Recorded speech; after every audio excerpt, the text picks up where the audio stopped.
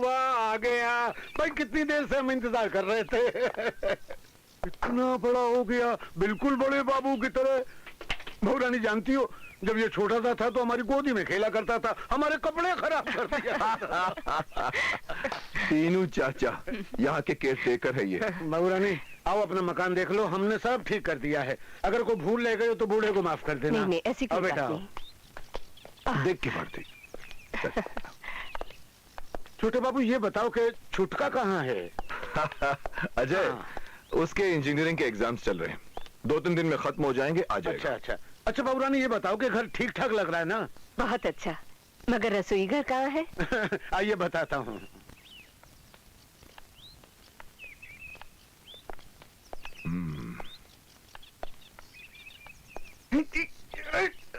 ये कुछ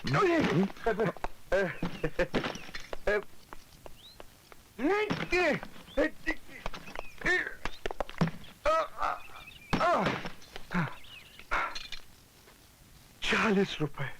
40 रुपए? किस बात के? बात के नहीं, काम के।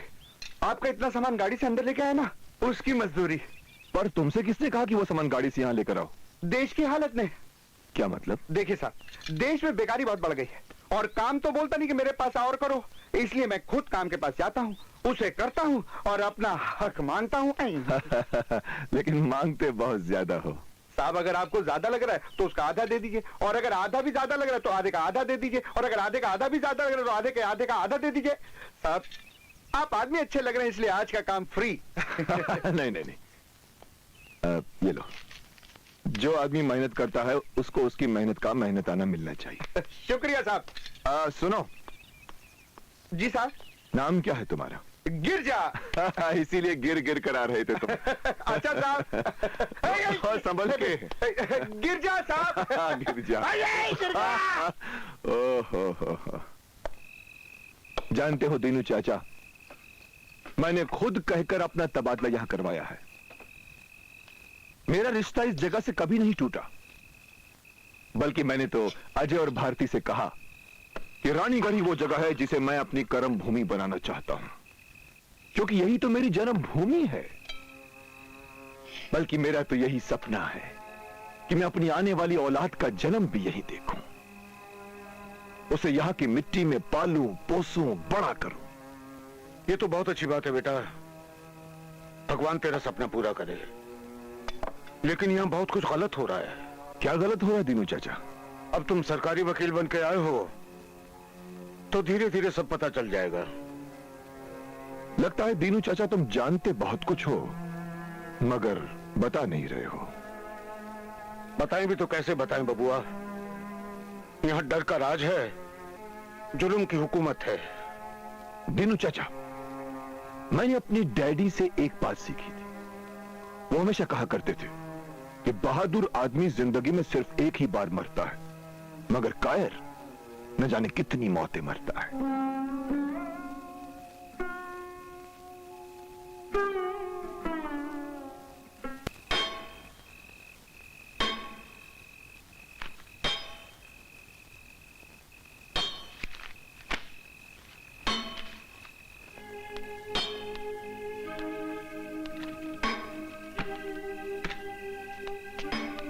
अरे दीनू चाचा, आप इतनी रात गए जाग रहे हैं? हाँ बबुआ, नींद नहीं आ रही है। दीनू चाचा, ये आवाज कहां से आ रही है? बबुआ ये बाजार में एक लोहार की दुकान है, वहीं से आवाज आ रही है। लोहार की दुकान? हाँ। इतनी रात गए? हाँ, ये कोई मामूली लोहार नहीं है बबुआ। क्या मतलब? अरे बबुआ, कहां से आया है पता नहीं, कौन है ये भी मालूम नहीं। रात भर काम करता है, दिन को सोता है। लोग डरते भी हैं और सराहते भी हैं।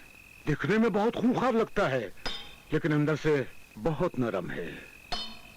गहरी चोट खाई हुई कोई आत्मा है। दिलचस्प आदमी लगता है। क्या नाम है?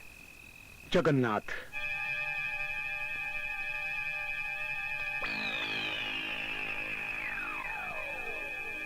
जगन्नाथ।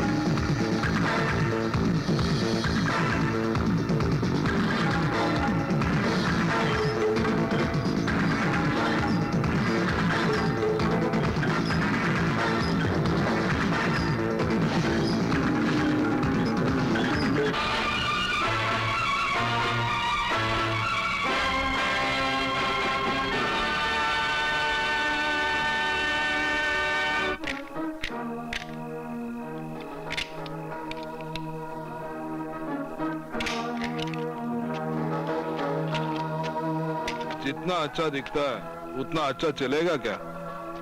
चला के दिखाऊं क्या? कम बोलता है, अच्छा बोलता है। काम की बात कर।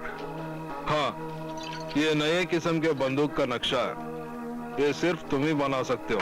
इसे AK-47 कहते हैं। हम इसे 87 में बना चुका हूं, पता है। बन जाएगा, 5 लाख रुपया लगेगा। 5 क्या, 10 लाख ले लो। हमें सिर्फ 5 लाख रुपए चाहिए। ठीक है, ये पेशगी लो। हम पैसा काम होने के बाद लूंगा। अच्छा, ए, नक्शा छोड़ जाओ। अच्छा टाइम पास करता है।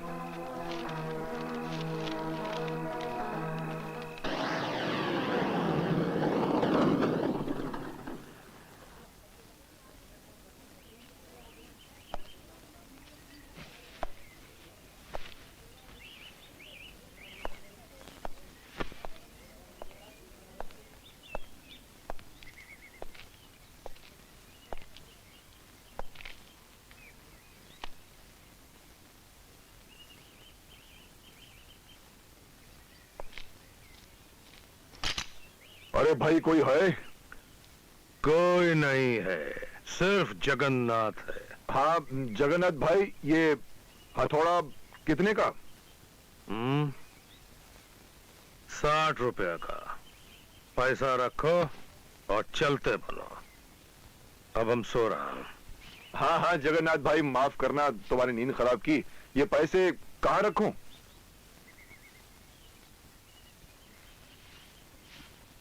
नए हो का इतना नहीं पता?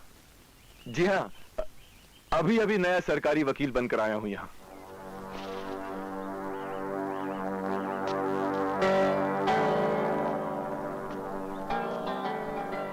तो तुम सरकारी आदमी हो? जी हाँ। ये चीज बिकाऊ नहीं है। पर अभी अभी तो तुमने इसकी कीमत 60 रुपए कही थी। हम अभी अभी कह रहा हूं कि ये चीज बिकाऊ नहीं है। हम सरकारी आदमी के पैसे से अपने खीसे को खराब नहीं करना चाहता। मगर क्यों? बस यूं।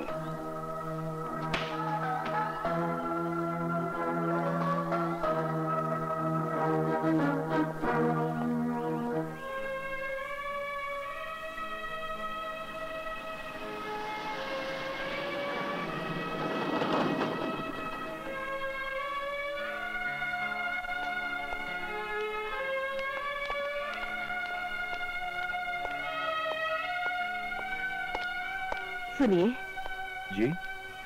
आप यहाँ के नए सरकारी वकील साहब हैं ना? जी हाँ, क्यों?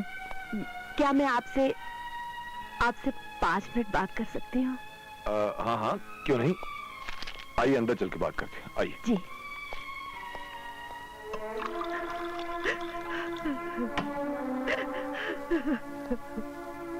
लीजिए बहन जी, रोइए मत। ये पानी पी लीजिए।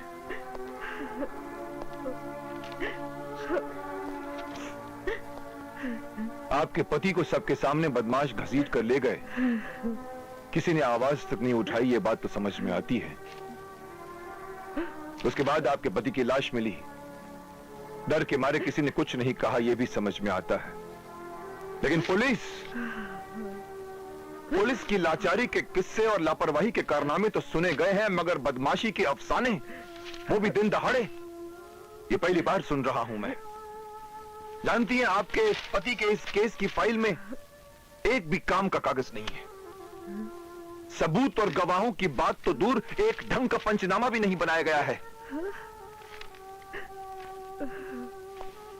लगता है यहां की पुलिस को उसकी उड़ान से उतार कर नीचे जमीन पर लाना होगा।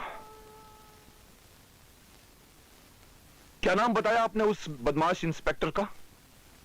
बलवंत। ये इंस्पेक्टर, फालतू बात मत करना। आज तुमको वकील ने वारंट के साथ भेजा। कल हथकड़ी का नंबर आएगा। परसों क्या फांसी का फंदा बैठेगा मेरे गले में, जानता है? हम कोर्ट का सिर्फ फोटो देखा है। आज तक किसी में हिम्मत नहीं पड़ी हमें असली कोर्ट दिखाने का। भुजंग बाबू, आप तो बिना वजह चिंतित हो रहे हैं। सिर्फ आधे घंटे की तो बात है। बस जाना है और आना है, और तुम्हारे आने से पहले हम वो काली वर्दी वाले अफसर के मुंह में हड्डी डाल देंगे। अरे भुजंग सेठ, अगर आपके केस में कोई झोलझाल हुआ तो हम बैठे हैं ना, आपके बनाए हुए लॉ कॉलेज के स्टूडेंट। हाँ ठीक है, लेकिन हमको फालतू में बुला के बिठाने का नहीं, फोन करके करेक्ट टाइम पे बुलाने का। नमस्कार वकील बाबू, हम हैं यहाँ के थाना इंचार्ज इंस्पेक्टर बलवंत। ओह, तो आप हैं इंस्पेक्टर बलवंत? जी हाँ। इंस्पेक्टर बलवंत, मैं भुजंग की इस फाइल में उसकी केस स्टडी कर रहा था। इसमें कोई एक ऐसा पॉइंट भी नहीं मिला मुझे जिससे प्रोसिक्यूशन यानी हमें इस केस में कोई जीतने की उम्मीद हो। वकील बाबू, केस का जीतना या हारना पुलिस डिपार्टमेंट का काम नहीं। हमारा काम तो केवल मुजरिम को पकड़ना है और कोर्ट में पेश करना है, और ये काम बड़ी खूबी से निभाते हैं। नहीं, मुजरिमों को सिर्फ पकड़ना ही तुम्हारा काम नहीं है इंस्पेक्टर बलवंत। मुजरिमों के खिलाफ सबूत इकट्ठा करना भी तो तुम्हारा काम है, वरना मुजरिमों को बिना सबूत के जज के सामने पेश करने से तो हम बेवकूफ साबित हो जाएंगे। तो का आप अपने आप को समझदार समझत हो वकील बाबू? क्या फरमाया आपने? जरा दोबारा कहने की जहमत करेंगे आप? बेशक, परंतु शब्दों में नहीं।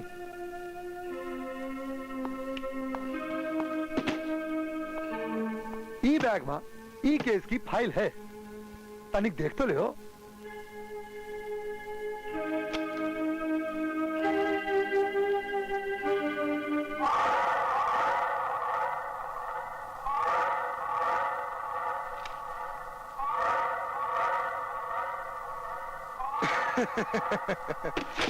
ई हड्डी आप नजराने के तौर में रख सको तो वकील बाबू, बशर्ते आप कोर्ट में जज के सामने बेवकूफ बनकर खड़े रहने को तैयार हो। अब फैसला आपको करना है कि आप समझदार हैं या बेवकूफ हैं? इतना समझदार तो हूं मैं इंस्पेक्टर बलवंत कि मुझे रिश्वत देने के जुर्म में मैं तुम्हें सलाखों के पीछे कैद करवा सकता हूं।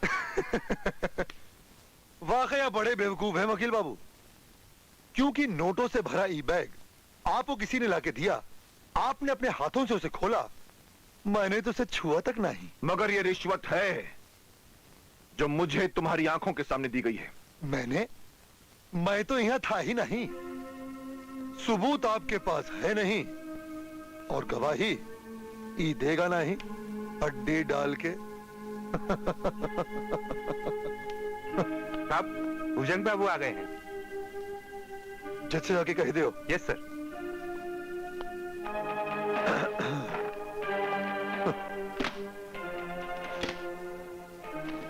चलते हैं।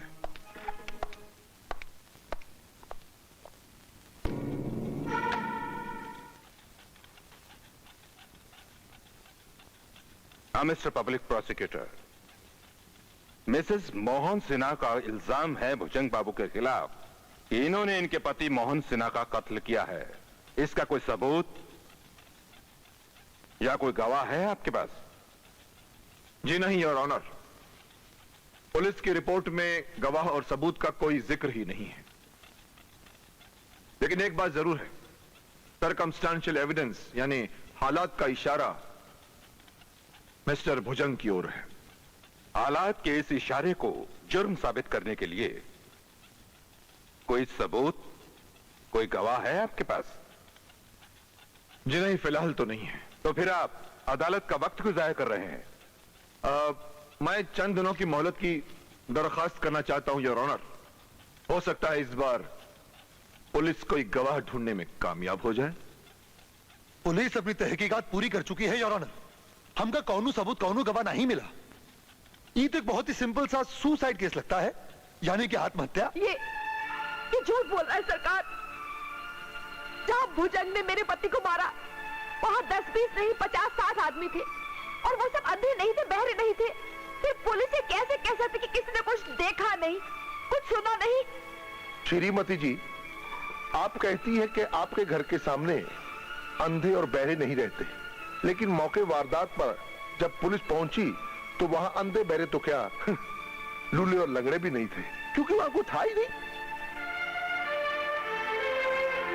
योर ऑनर, कोई गवाह और सबूत ना मिलने की वजह से मेरा मोक्कल बेकसूर साबित होता है।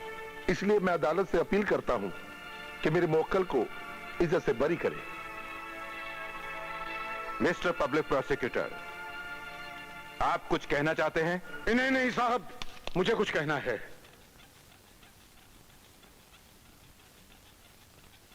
पुलिस चाहे कुछ भी कहे साहब, लेकिन सब अंधे बहरे नहीं होते हैं। मैं गवाही दूंगा। जज साहब, मैंने सब कुछ अपनी आंखों से देखा है। योर ऑनर, मुझे खुशी है कि मुर्दों की बस्ती में कोई तो मर्द निकला। मैं दीनानाथ जी को इस केस में गवाह के रूप में पेश करने की इजाजत चाहता हूं योर ऑनर। Permission granted. आइए दीनानाथ जी, आइए।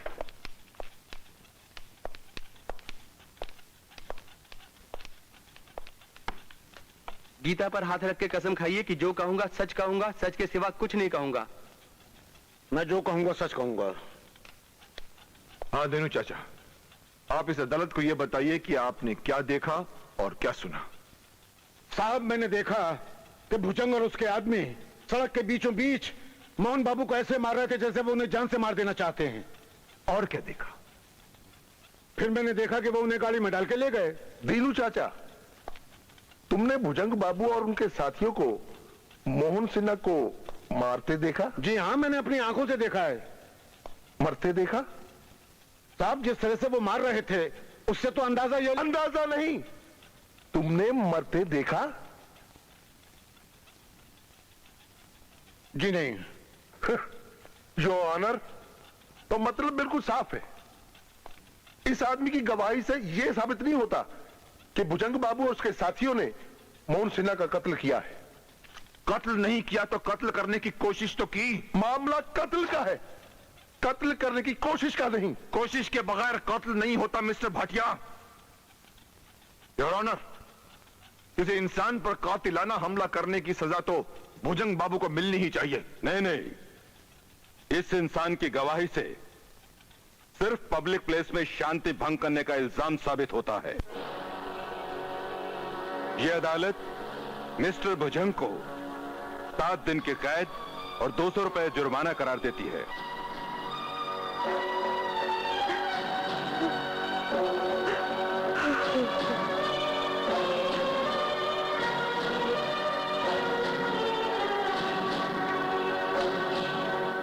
मैं वापस आने तक इसको जिंदा रखना।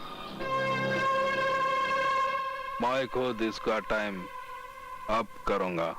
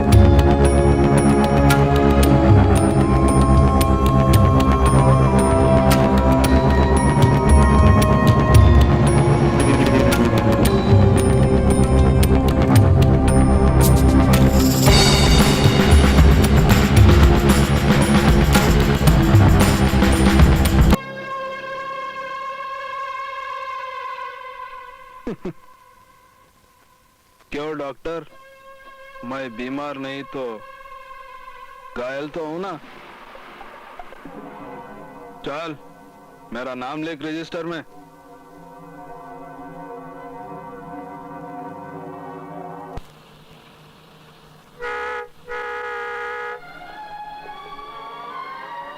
Ticket please. 1 ticket Ranigarh. 2 ticket. 50 पैसा और दो। 50 पैसे और दो। तुम नहीं सुधरोगे गिरजा।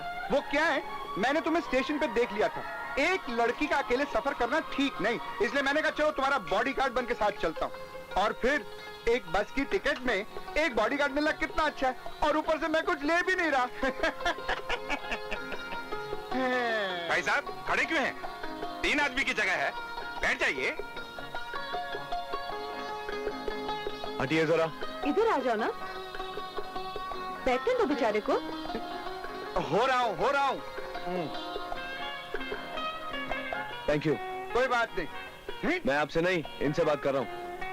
आप रानीगढ़ जा रही हैं? जी हाँ। अरे मान ना मान, मैं तेरा मेहमान, हम कहीं भी जा रहे हो, आपको इससे क्या मतलब? जी मुझे सर्किट हाउस जाना है, और रानीगढ़ बस स्टॉप से सर्किट हाउस का रास्ता मुझे नहीं मालूम। Circuit house? वो नए सरकारी वकील साहब से मिलने? जी, वो मेरे बड़े भाई हैं। बड़े भाई? अरे पहले क्यों नहीं बताया, मैं खामखा आप पे नाराज हो रहा था। वो क्या है, साथ में कोई जवान लड़की हो ना तो आदमी ऐसी सब पे शक करने लगता है। ये है गिरजा, हर किसी का बिन बुलाया मेहमान। अब देखिए ना, कुछ ही देर पहले इसने अपने आप को मेरा बॉडीगार्ड बना लिया। वो भी तब तक जब तक कोई खतरा न हो। जहाँ खतरा नजर आया, ये 9-2-11 हो जाएंगे। लेकिन आप चिंता मत कीजिए, मैं आपका साथ भी छोड़ूंगा। मैं आपको सर्किट हाउस पहुंचा दूंगा। कहिए कैसे जाएंगे? टैक्सी में, ऑटो में, टांगे में या टांगों पर? मुबारक हो, आपको अपना गाइड मिल गया। लेकिन जरा संभल कर, इसकी कीमत अदा करनी पड़ेगी, है ना? हाँ?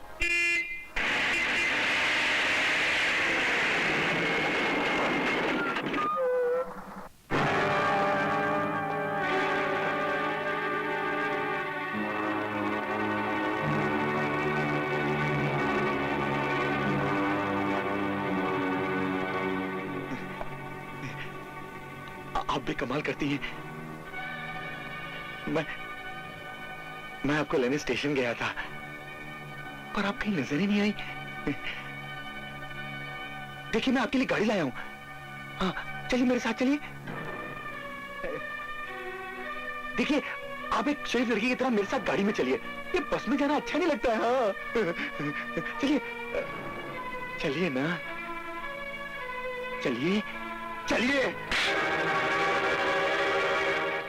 आप अपनी मर्जी से जा रही हैं या अगर आप खुद ना जाना चाहें तो आपको कोई जबरदस्ती नहीं लेके जा सकता।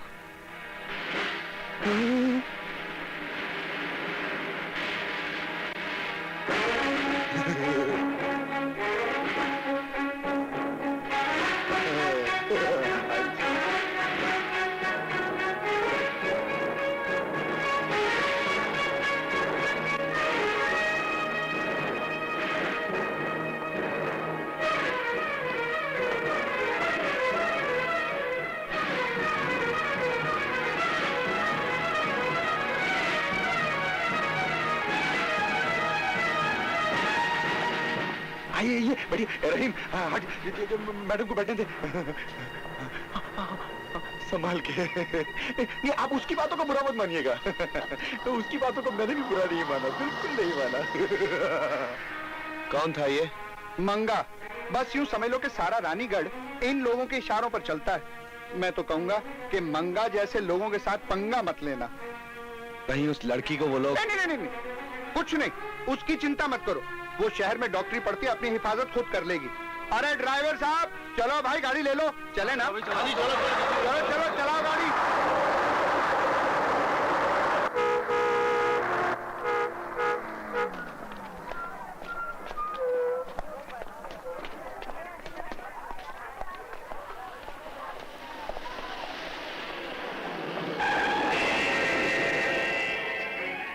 नीचे उतरने की जरूरत नहीं है, पलट जाओ। आधे घंटे के बाद यही बस वापस जाएगी।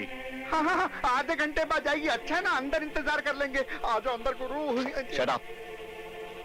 मुझे तो यहीं उतरना है। जमीन पर पैर मत रखना। क्यों? जमीन तेरे बाप की है क्या?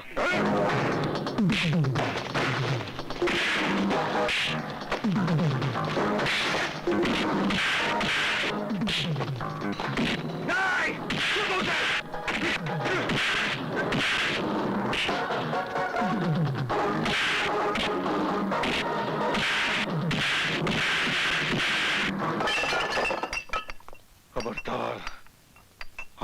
बीच में कोई नहीं आएगा।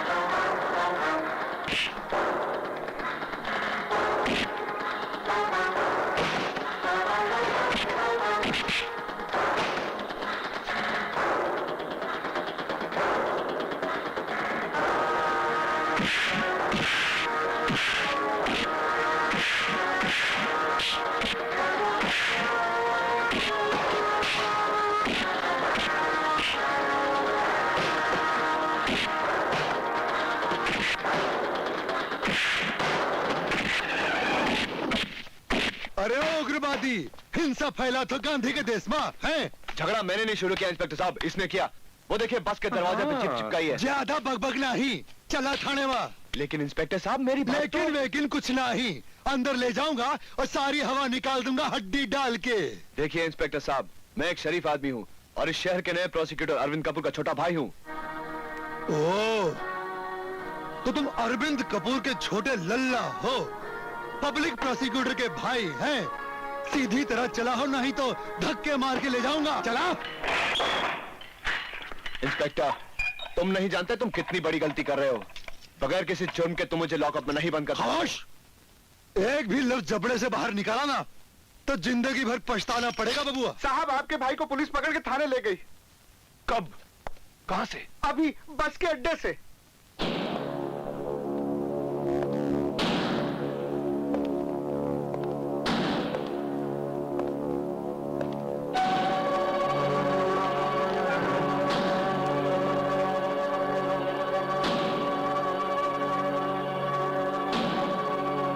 क्या बात है इंस्पेक्टर, बहुत मसरूफ दिखाई दे रहे हो। अंधे हो का? जो दिखाई दे रहा वही काहे पूछो तो। इंस्पेक्टर, कहिए सरकारी वकील साहब, क्या बात है? उस और तो तुम देखते नहीं जहां भुजंग बड़े से बड़ा जुर्म करता है। उन लोगों की चीखों पुकार तो तुम्हें सुनाई नहीं देती जिन पर भुजंग बड़े से बड़ा अत्याचार करता है।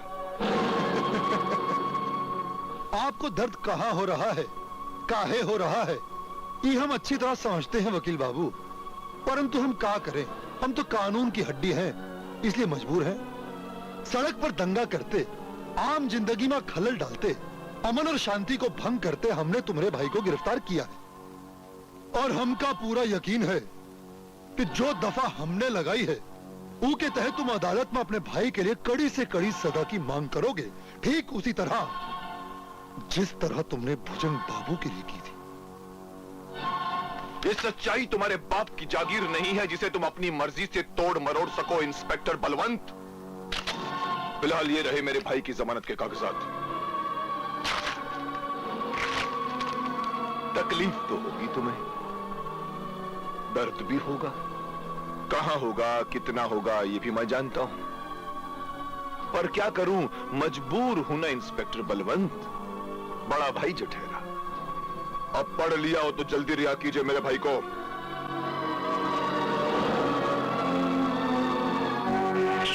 भैया पायला गुड़िया।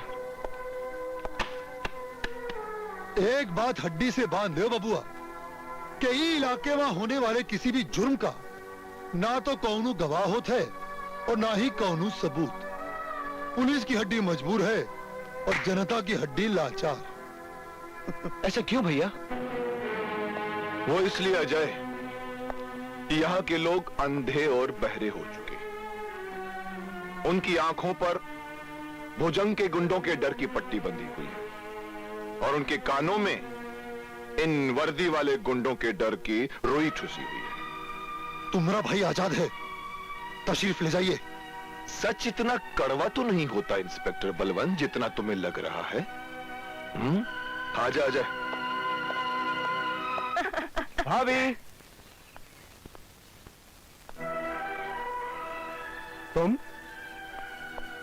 तुम यहाँ क्या कर रही हो? तुम इसे जानते हो? हाँ भाभी, बहुत अच्छी तरह से जानता हूँ इसे।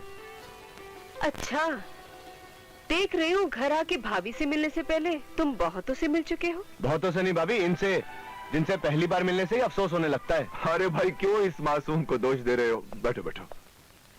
तुम्हारी मुसीबतों की कहानी तो उन गुंडों से शुरू होती है ना? गुंडों से नहीं भैया, इनसे शुरू होती है।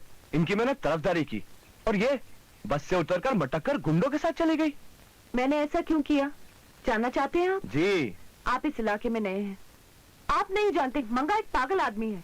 वो कुछ भी कर सकता था, वो बस को आग भी लगा सकता था और उसकी वजह से कितने मासूम लोग मारे जाते थे। अरे जाने दीजिए मैडम, मेरे होते हुए बस में आग लगा देता। आग लगाने से पहले मैं उसी को जला कर राख कर देता। मगर ये बेचारी कैसे जानेगी कि हमारे देवर जी इतने बड़े पहलवान हैं? पहलवान! अरे भाई साहब, आपके भाई तो चैंपियन हैं, हीमैन हैं, हीरो हैं। अरे इन्होंने मंगा को ऐसे 2-4 हाथ जमाए कि उसको दिन में भी तारे नजर आने लगे। मैं तो आपका फैन हो गया हूँ। ओए ओए ओए ओए ओए, मेरा फैन बनकर तुम मुझसे पैसे तो नहीं मांगेगा ना? अरे देखिए देखिए चैंपियन, आप मेरी फैनगिरी का मजाक में तो आइए। देखिए, मैंने आपका सामान यहाँ तक पहुँचाया, पैसे लिए नहीं। आप मुसीबत में फंसे, इनको खबर देने आया, पैसे मांगे नहीं।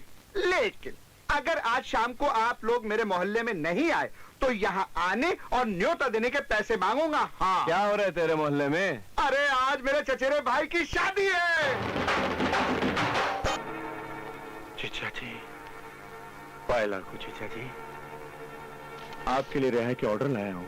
हाँ मंगा, तभी मेरा बदन आज ज्यादा ही खुश लग रहा है और हाथ में भी अलग टाइप का खुजली हो रहा है। खुजली तो होगी ना जीजा जी, दीनू चाचा की याद जो आ रही है। बस आज आपके यहाँ सजा खत्म हुई और वहां दीनू चाचा की जिंदगी खत्म हुई। बहू रानी, घर में नमक खत्म हो गया, मैं बाजार से अभी लेकर आता हूँ। चूल्हे पे दाल चली हुई, आप जरा ध्यान रखिएगा। ठीक है।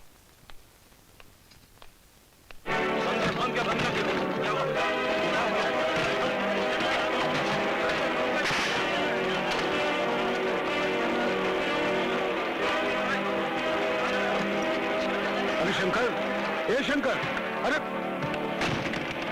क्या हो रहा है? धीरू चाचा, आज आप घर से बाहर क्यों निकले? जाइए जाइए, घर जाइए। क्यों, क्या बात है? आज भुजंग की सजा खत्म हो गई और वो आजाद हो गया है।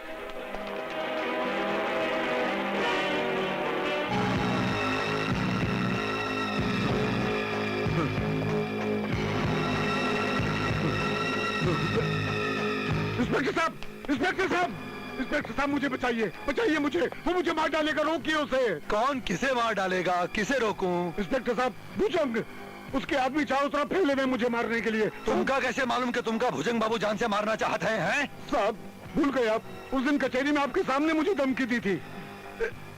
इस तरह की धमकियों पर अगर पुलिस वाले कार्रवाई करने लगे ना, तो पुलिस वाले थाने में नहीं, लोगों के घरों में चौकीदारी करते दिखाई क्या देंगे। कह रहे हैं आप? साहब, सब कुछ तो कीजिए। वो भुजंग मुझे जान। खामोश। भुजंग बाबू ने अपनी सजा काट ली है, अब वो एक आजाद शहरी हैं। हम कुछ नहीं कर सकता हूँ हड्डी डाल के। कुछ कीजिए साहब। और फिर घटना हुए बिना पुलिस तो कुछ कर ही नहीं सकत। हौलदार, ले जाओ इनको। साहब, आप मुझे मौत के मुंह में धकेल रहे हैं। याद रखना, मेरा खून आपकी गर्दन पे होगा इंस्पेक्टर। याद रखना। छोड़ दो मुझे।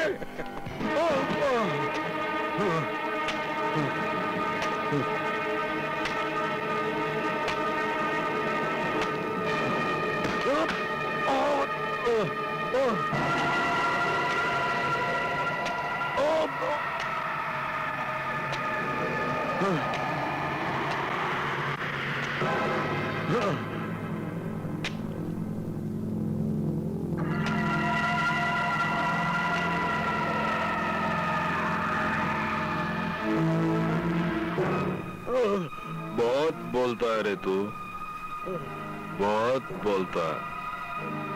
अब तेरा टाइम अप हो गया। दीनू चाचा, अरे वो तो चले गए। भारती, मैं चलता हूँ, दिन भर कोर्ट में हूँ। ओके? देखिए, तीनों चाचा काफी देर से बाजार गए हैं। जाते हुए जरा देखते जाइएगा और उन्हें जल्दी घर भेज दीजिए। ओके हुजूर, ओके। हवलदार, लाश का ठिकाने लगाई दियो। तीनू चाचा, ठहरो।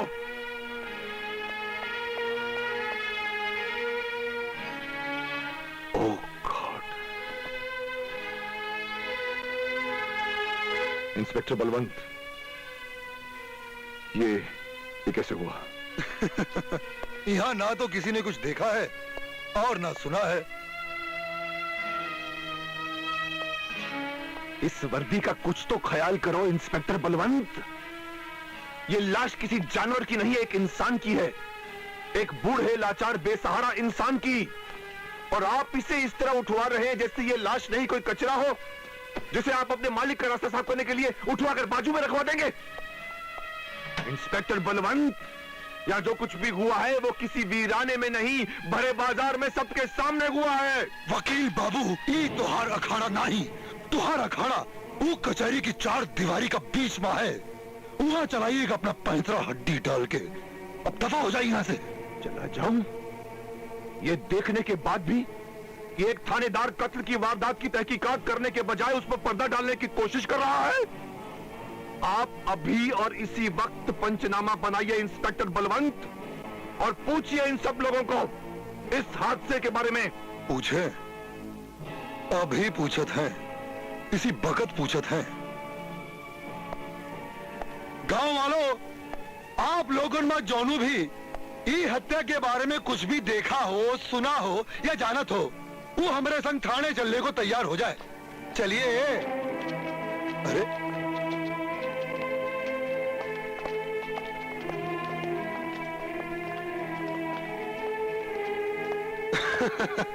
देखा वकील साहब, मैदान एकदम साफ हुई, गवाह हड्डी हटा के। मैदान साफ हुआ नहीं, साफ कर दिया है तुमने। मगर एक बात याद रखना, मैं इस मैदान में किसी न किसी को लाकर ही रहूंगा।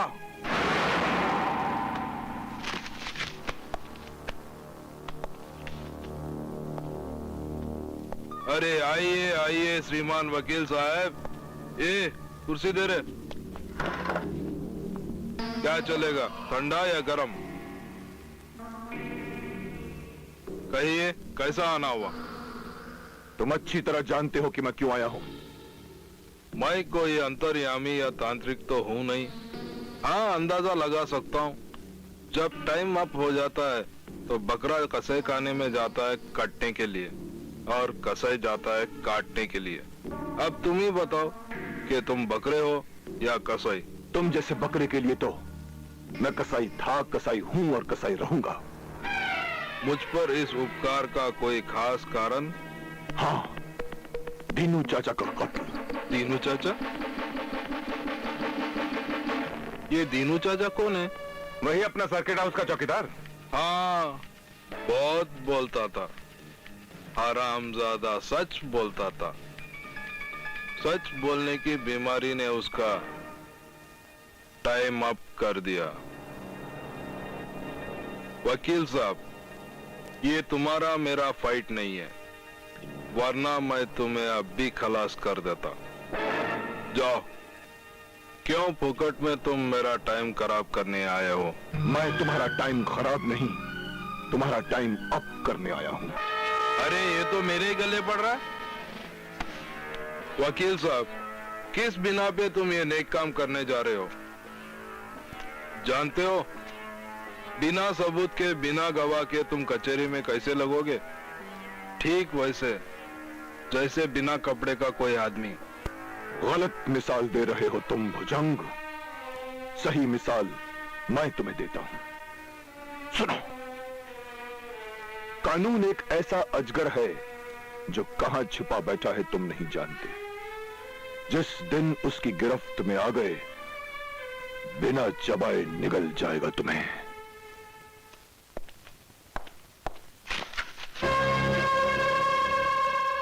अब इसके टाइम के बारे में सोचना पड़ेगा।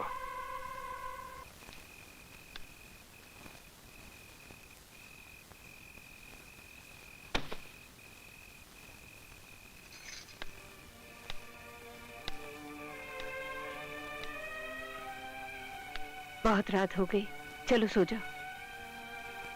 तुम सो जाओ भारती, मुझे कुछ काम करना है। कोई काम नहीं करना। मैं तुम्हें तुमसे ज्यादा जानती हूँ, समझती हूँ। बस करो ये सोच सोच के परेशान होना और चलो सो जाओ।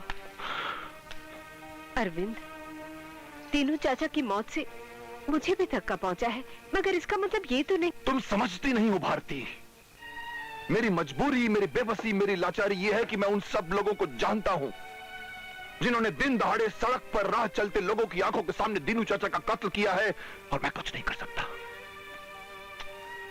क्योंकि सबूत तो ये लोग गायब कर देते और कोई गवाह इनके खिलाफ सबूत देने को, गवाही देने को आता नहीं है। और फिर इससे बढ़कर ताज्जुब की बात क्या है भारती कि यहां मुजरिम जुर्म करता है, वो भी खुलेआम, और ऊपर से कहे लगाकर कबूल भी करता है कि मैंने ये जुर्म किया है, मगर कानून उसे पकड़ना तो दूर, उससे हाथ भी नहीं लगा सकता। हाथ लगाना तो दूर की बात है भैया, ये कानून तो उसकी तरफ आंख उठाकर भी नहीं देख सकता। भुजंग जैसे लोगों की दहशत के सामने कमजोर है कानून, उसकी दौलत के सामने गरीब घिस गया, घिस घिस कर पुराना हो गया है कानून। तुम कानून नहीं जानते अजय, किसी भी चीज को जाने बिना रिजेक्ट नहीं करना चाहिए। तुम लोगों में, मेरा मतलब है कि युवा पीढ़ी यानी यंगर जनरेशन में खराबी यही है। तुम लोग समझते हो जो चीज पुरानी है वो नकारा है। हमारे समझने की बात नहीं है भैया, यही सच है। आप चाहे जो भी कर लो, लेकिन भुजंग को दीनू चाचा के मौत की सजा कानून नहीं दे सकता। दीनू चाचा जैसे लोगों की मौत के साथ में इंसाफ मरता रहा है और मरता रहेगा। तुम्हारा ये सोचने का अंदाज सही नहीं है अजय। इंसाफ अमर है, इंसाफ कभी नहीं मरता। उफ, भैया आप जानते हैं आपका प्रॉब्लम क्या है? आप एक बहुत अच्छे इंसान हैं, अमावस की अंधेरी रात में जलते हुए उस दिए की तरह जो जल तो रहा है, लेकिन उसकी रोशनी अंधेरे को नहीं मिटा सकती। और आपका अच्छा होना बुराई की मौजूदगी का एहसास दिलाता है, लेकिन उसे मिटा नहीं सकता। सवाल अच्छे और बुरे होने का नहीं है अजय, सवाल है कानून में विश्वास रखने का। अगर लॉ एंड ऑर्डर ना हो तो जानवर और इंसान में फर्क क्या रह जाएगा? यह कानून का रास्ता।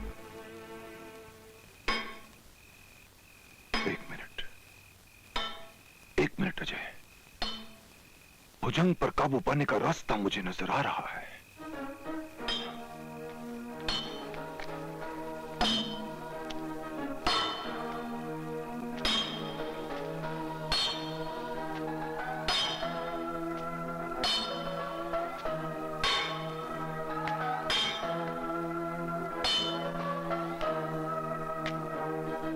क्या चाहिए? तुमसे कुछ पूछना चाहता हूं। किस बारे में? दीनू चाचा की मौत के बारे में। पहली बार मौत देखी है का? यहां रहोगे तो बहुत मौत देखोगे। रोज यहां कोई न कोई मरता रहता है। मरता नहीं, मार दिया जाता है। और यही बात मैं तुमसे पूछना चाहता हूं कि तुमने क्या देखा? हम ना कुछ देखता हूं ना कुछ सुनता हूं। ये कैसे हो सकता है? तुम्हारी दुकान के सामने दिन दहाड़े खुलेआम एक इंसान को जान से मार दिया जाता है और तुम कुछ देखते नहीं, कुछ सुनते नहीं। हम दिन में सोता हूं। लगता है झूठ बोलने की कुछ खास प्रैक्टिस नहीं है तुम्हें। ए वकील बाबू, हम कभी झूठ नहीं बोलता। खबरदार अगर कभी ऐसा इल्जाम हम पे लगाया तो हम तुम जान से मार डालोगे। भुजंग ने भी यही कहा था, उसमें और तुम्हारे में कोई फर्क नहीं।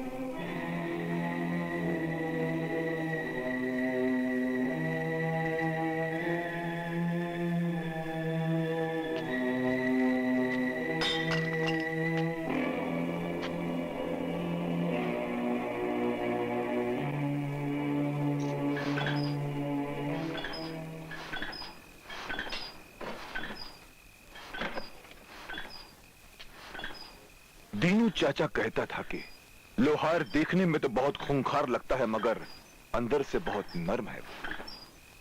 एक गहरी चोट खाई हुई आत्मा है वो। क्या देखा था उसने तुम्हारे में जो ये सब बातें कही थी उसने?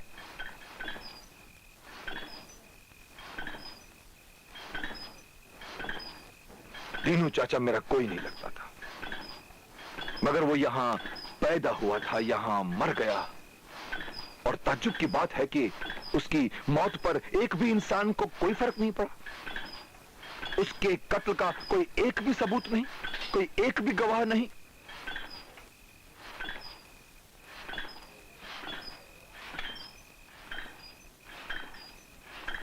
जब मैं छोटा था, ये जगह ऐसी नहीं, लोगों के चेहरे पर डर नहीं, हंसी थी।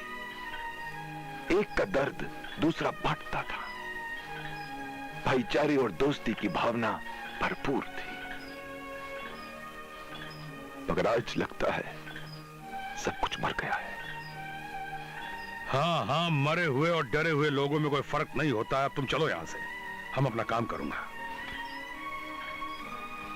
ठीक है, तुम यहां नहीं बोलोगे तो मैं वारंट निकलवा कर तुम्हें पुलिस स्टेशन बुलवाऊंगा और वहां तुम्हारा मुंह खुलवाऊंगा। और अगर हम नहीं चाहो तो तुम क्या, तुम्हारा बाप भी हमारा मुंह नहीं खुलवा सकता है, समझा? और रही वारंट की बात, तो वो तुम्हें यहां कभी नहीं मिलेगा।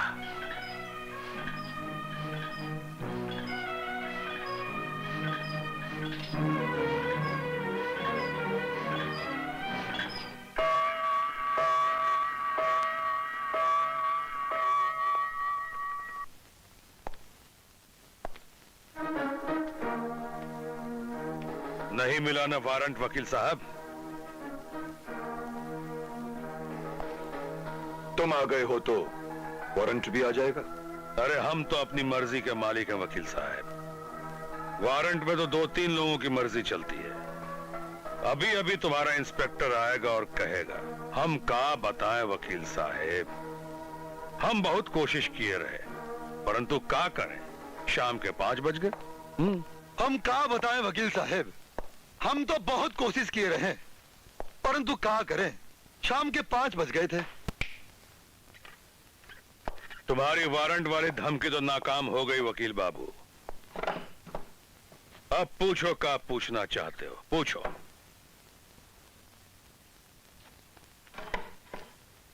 मैं ये जानना चाहता हूं कि तुम रात में क्या काम करते हो और किसके लिए करते हो। हम सिर्फ उतना ही बताऊंगा वकील साहब, जितना हम बताना चाहूंगा। नहीं, तुम वो सब कुछ बताओगे जो मैं जानना चाहता हूं। हमारे बारे में जितना कम जानोगे वकील साहब, तुम्हारी सेहत के लिए उतना ही अच्छा रहेगा। जानता तो सब कुछ हूं मैं तुम्हारे बारे में। अंधेरी रातों में लोहा पिघलाकर तुम किसके लिए क्या क्या बनाते हो, सब कुछ पता है मुझे, पर मैं तुम्हारे मुंह से सुनना चाहता हूं। हम जब तक नहीं चाहूं हमारा मुंह कौन खुलवा सकता है वकील साहब। लेकिन हां, अगर तुम 5 लाख रुपया हमको दो तो हम तुमको सब कुछ बता दूंगा। 5 लाख रुपए? इतने सारे रुपए क्यों? पूछो मत कुछ, सिर्फ ये बताओ दे सकते हो या नहीं दे सकते। नहीं नहीं, सरकार गवाही के लिए किसी को रुपए वुपए नहीं देती। कोई बात नहीं वकील बाबू, अगर रुपए नहीं दे सकते हो तो हमारी बातचीत समझो यहीं खत्म। रुक जाओ जगन्नाथ, अगर बताना कुछ नहीं है तो कुछ सुनते जाओ। इस इलाके में जुल्म और अन्याय की हुकूमत चलती है। इंसानी जान की कोई कीमत नहीं है यहां। एक शैतान ने जिसका नाम भुजंग है, लोगों के रोए रोए में अपना डर बिठा दिया है, दहशत पैदा कर दी है। क्या कोई एक ऐसा मर्द नहीं है यहां जो भुजंग के सामने खड़ा हो सके, उसके गुंडों को जुल्म करने से रोक सके? धीरे धीरे ये इलाका कब्रिस्तान और शमशान घाट में बदल जाएगा। और तुम होके सच बोलने के लिए रुपए मांग रहे हो कि तुम्हारे अंदर यहां कुछ है या नहीं? ये पूछने उस वक्त आना था वकील साहब जब हमारे सीने में आग नहीं लगी हुई थी। अब हमसे कोई नहीं पूछ सकता। शराब की बोतल और कोयले की भट्टी, यही 2 जानते हैं हमें। अंदर की आग को बाहर निकालोगे तभी तो लोग जान पाएंगे तुम्हें। सुन नहीं सकोगे वकील साहब, जल जाओगे। कानों में शीशा पिघलने लगेगा। दहकता हुआ अंगारों की तरह सच कोई सुन नहीं सकता। मैं समझता हूं कि जितना तुम चीख रहे हो उतना दर्द नहीं है तुम्हारे अंदर, और जितना तुम ये भड़क रहे हो ना उतनी आग भी नहीं है तुम्हारे अंदर। वकील साहब, हम तुम्हारी चाल को अच्छी तरह समझता हूं और हम तुम्हारी चाल में नहीं आने वाला। अगर नहीं मालूम तो इतना जान लो वकील साहब कि हम सारी दुनिया को अपना तलवा के नीचे रखता हूं। हम खुद अपनी मर्जी से चल के यहां आया हूं सिर्फ तुम्हें यह बताने के लिए कि हम भुजंग के खिलाफ गवाही दे सकता हूं। हम गीता की कसम खाकर डंके की चोट पे उसके गिरबान पे हाथ डाल सकता हूं, लेकिन क्या तुम्हारा कानून फांसी का फंदा उसके गले तक पहुंचा सकता है? नहीं वकील बाबू, नहीं। कहा है कि तुम्हारा कानून कमजोर है, वो कभी भी टूट सकता है, वक्त आने पे बिक भी सकता है। अरे तुम्हारा कानून तो एक ऐसी दीवार है जिसमें हजारों छेद हैं, एक ऐसी हथकड़ी है जो किसी भी चाबी से खुल सकती है। हम तुम्हारे ऐसे कानून के लिए ना कभी कुछ बोलूंगा और ना ही कुछ करूंगा।